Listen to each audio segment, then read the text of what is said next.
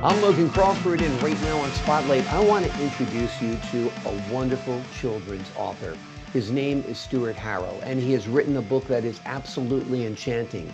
It is called Auntie Ant and the Moon Balloon. This delightful story takes us on a magical journey with Auntie Ant, her niece Millie, and their critter friends as they transform their backyard into a dreamscape of adventure and imagination. Join us right now as we explore a tale of friendship, creativity, and the heartwarming magic of unity. We're delighted to have this very talented author join us here today on Spotlight. We thank the team at Atticus Publishing for helping us put him in the spotlight today, and we ask viewers like you to support authors like him by subscribing to our channel and by purchasing his amazing book. The links are below this interview. Stuart, great to see you, my friend. Thank you indeed, sir. Glad to be with you. Glad to have you on the show. This is such an imaginative book. How did you ever come up with the idea of Auntie Ant and the moon balloon? Well, actually, the short story origin is this came from my grandmother, who was an opera singer of some note. She was not a famous star, but she was a well-known understudy. And up and down Broadway, she would fill in for those that were sick, vacation, and so forth. She would bang away on the piano with the grandkids, and her motto was sing a silly. Sing a silly song, make up silly words, wander outside, and just make up a story. And so this little bug tale, to be honest, could have been written by a 10-year-old or maybe somebody's cocker spaniel. And that's the purpose of it, is to start low and just make up a tale. You can look at the clouds and pretend they're racing to Kansas to drench the crop, or the trees at opposite ends of the park are falling in love. How are we going to get them together? This kind of thing. And just feel free to just have fun with it. Words. Nobody cares what it means. Just slap them together and make up silly verses. And I have about 10 or so of these, and that's what they are, just silly tomes. Pardon me. And that's really it. That's where the inspiration, a little bit of inspiration from the ballroom. Let me know if I'm talking too much. Oh, not at all. I'm sure you're familiar with the Blackpool. I danced the Blackpool about 6 years ago in the Pro-Am. My teachers will tell you I was a B-minus dancer, but it was a great experience. It's a beautiful place.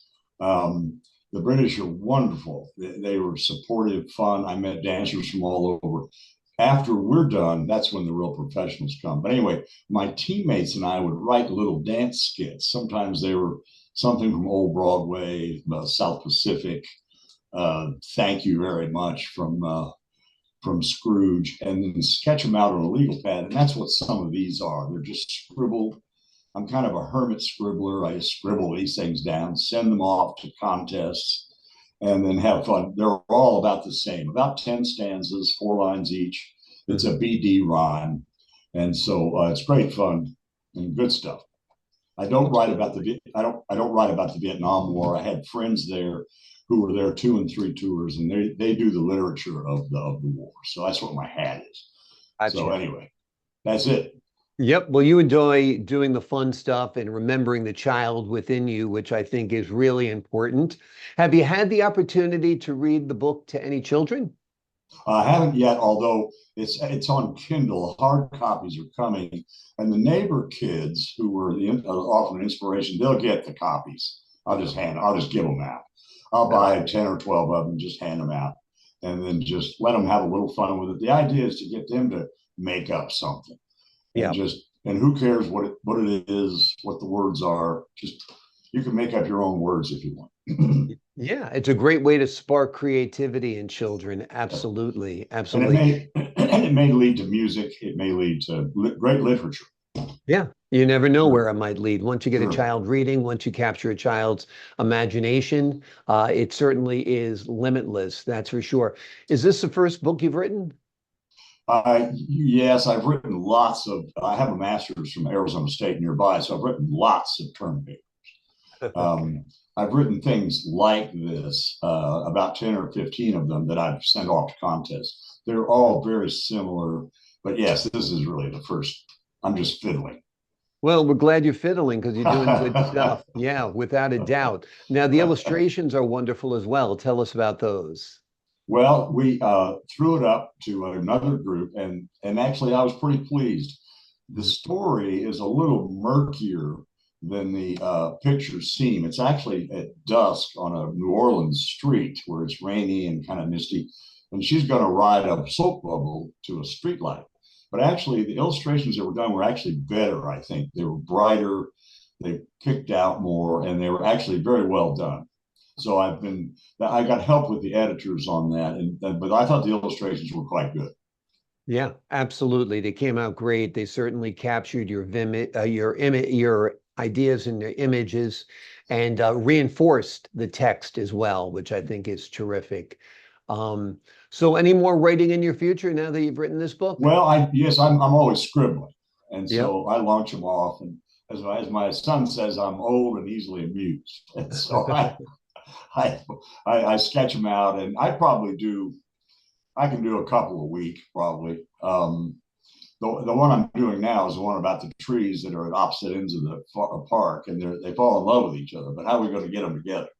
So it involves the beavers and the gophers and the honeybees, and how they're going to wiggle and loosen the roots, but reconnect them with honey at the end of the dance. So that's another fanciful, just gibberish, but they're great fun to do. And it's like I said, it's something that a 10-year-old could do.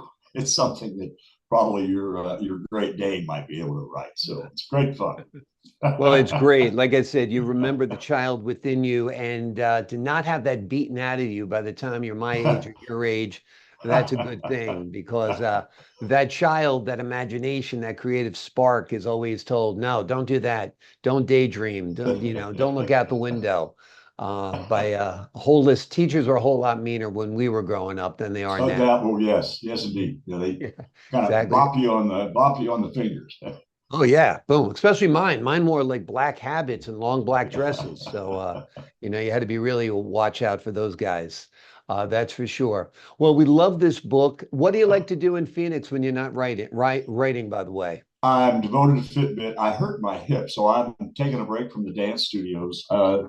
The girls will tell you I was a B-minus dancer. I'm fairly light on my feet, but I little hearing, and so the skits we wrote were done to lyrics. Shut up and dance with me, that kind of thing, rather than listening to pure beats and measures.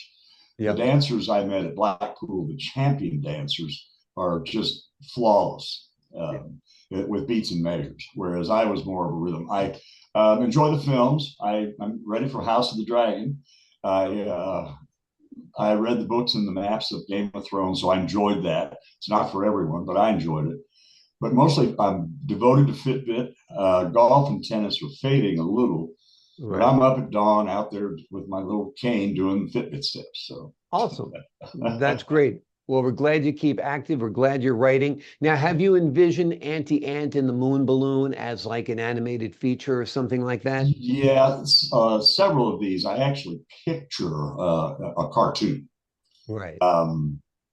And I'd have to fiddle with it more on my own. But yeah, I'm actually picturing a cartoon, tiny, tiny little musical sort of thing.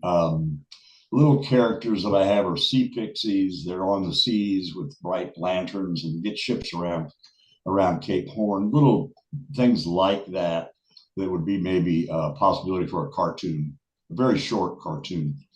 These are all purposely short just because bang, bang, you can say what you want to say in 10 stanzas. So that's how they're written.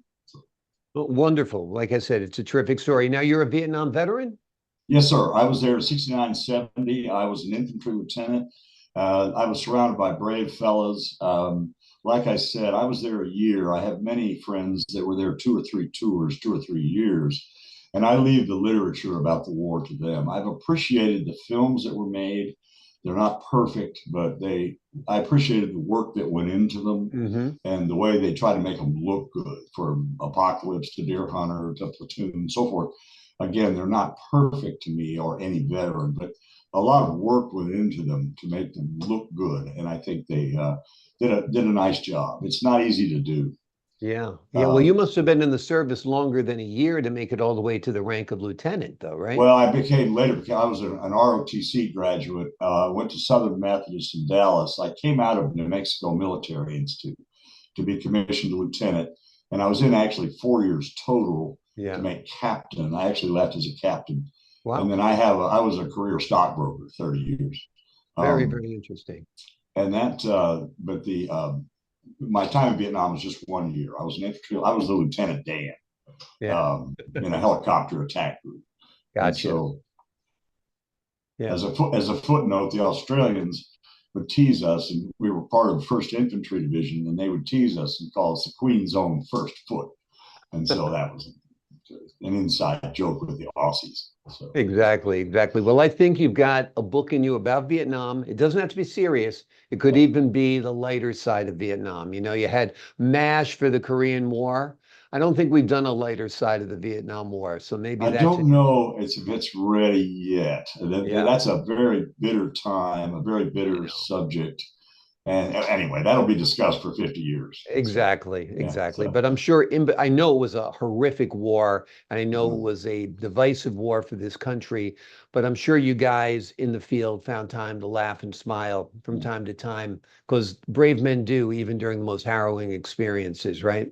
well, as you fellows would say, I was a very ordinary fellow surrounded by extraordinary men. Yeah, that's a nice way to put it. there's a Absolutely. there's a film called Breaker Morant, which people would enjoy, that Hmm. gives you a texture of the complexities of these counterinsurgency efforts. So Yeah. that's particularly well done, even though it's about the Boer War. So I think that was from the 1980s, right? yes, sir. Yes, sir. Yeah, I think I Very, re very, recall that very, film. Yeah. yeah, Very, very very good highly cast. acclaimed. Yeah. Yeah.